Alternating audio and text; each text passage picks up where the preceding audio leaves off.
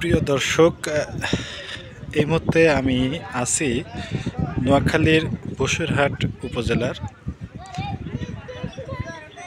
মৌলভীবাজার গ্রামে একটি জায়গাতে। এখানে নতুন এই রাস্তাটি করা হয়েছে। গত বছর ফেনীতে বন্যায় মুসাপুর নামের একটি ব্রিজ ভেঙে যাওয়ায়, অর্থাৎ সুইচ গেটটি ভেঙে যাওয়ায় এই জায়গাটি প্লাবিত হয়ে যায়।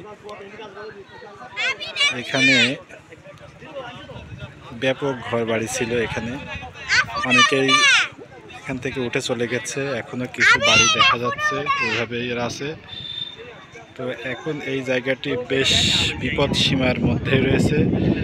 আপনারা দেখতে পাচ্ছেন যে এখানে যে জায়গাটি দেখা যাচ্ছে, পুরো জায়গাটি বালি দিয়ে খুব সুন্দর করে বাঁধ তৈরি করছে, কিন্তু হ্যাঁ,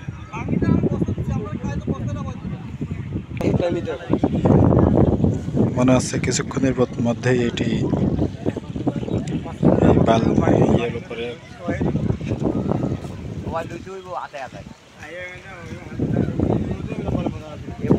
লম্পা